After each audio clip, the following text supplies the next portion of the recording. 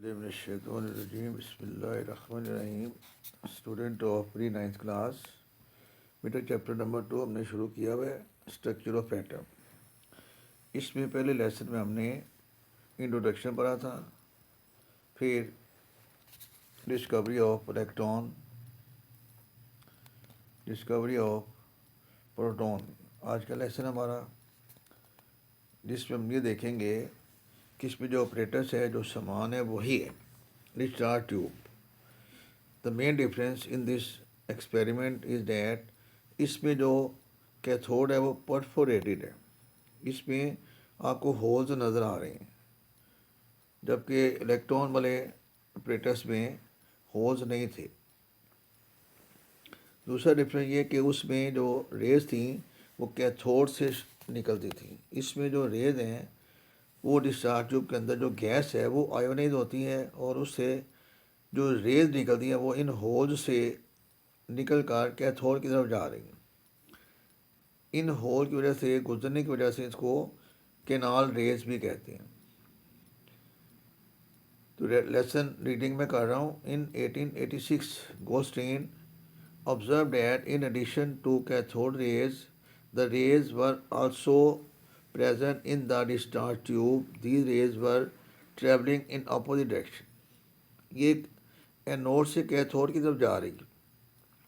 He used a discharge tube having perforated cathode as shown in figure.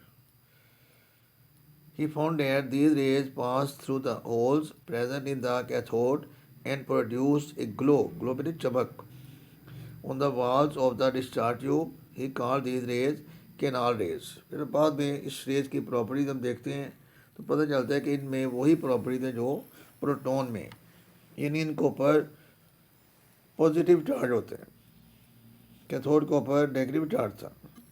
तो properties discuss करते हैं। Number 1, these rays travel in straight line in a direction opposite to the cathode rays.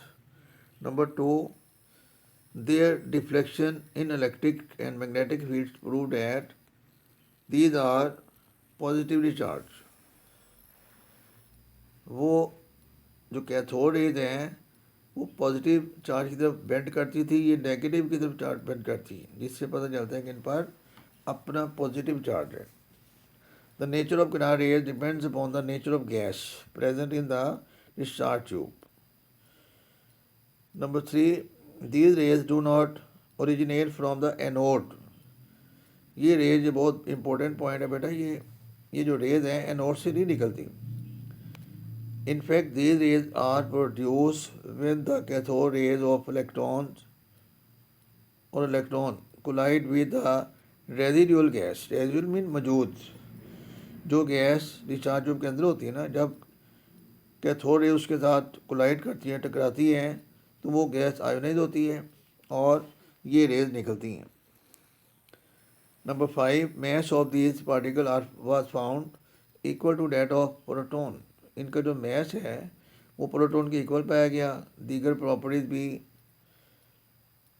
Proton जैसी हैं और ये electron से 1840 times heavy हैं। इन properties की वजह से इन रेज को प्रोटॉन का नाम दिया गया, प्रोटॉन और कैनाल रेज। तो अगला टॉपिक हमारा जी आज का छोटा सा ही है, discovery of neutron. Rutherford observed that atomic mass of elements could not be explained on the basis of masses of electron and proton only. He predicted in 1920 that some neutral particle having mass equal to that of proton must be present in an atom. उसने ये predict किया कि atom के अंदर electron और proton के अलावा एक और पार्टिकल भी है, न्यूट्रल है वो, और उसका जो मैस है वो तकरीबन प्रोटॉन के इक्वल है। इन 1932 Chadwick discovered neutron when he bombarded alpha particle on a beryllium.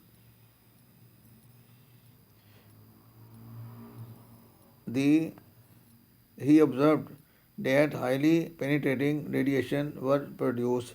These radiation were called neutrons. ये रिएक्शन आपने बेटा लिखना है, beryllium plus helium arrow carbon plus neutron. तो ये जो न्यूट्रॉन की प्रॉपर्टीज हैं वो तीन हैं। नंबर वन, इनके ऊपर कोई चार्ज नहीं होता। Number two, they are highly penetrating. Penetrate का मतलब है अंदर धन से ज़्यादा। जब आप किसी टेनिस बॉल को गेंद दीवार पे मारते हैं तो वो वापस आते हैं। अगर आप किसी नोकदार चीज़ को, हैवी चीज़ को दीवार पे मारेंगे तो वो दीवार के साथ कुछ निशान लगाएगा, एंटर होगा। फिर एक बारीक सुई को आप लकड़ी के ऊपर मारेंगे तो वो उसके अंदर पेनिट्रेट होगा, एंटर हो जाएगा। इसे हम कहते हैं अंदर धन से जाना। तो ये न्यूट्रॉन है, इसमें सबसे ज़्यादा पेनिट्रेटिंग पावर पाई जाती है। तीसरा पॉइंट है, mass of these particles was nearly equal to the mass of a proton. इसका जो मैस है वो प्रोटॉन के तकरीबन इक्वल होता है। तो इसके साथ ही आज का लेसन आपका कंप्लीट होता है।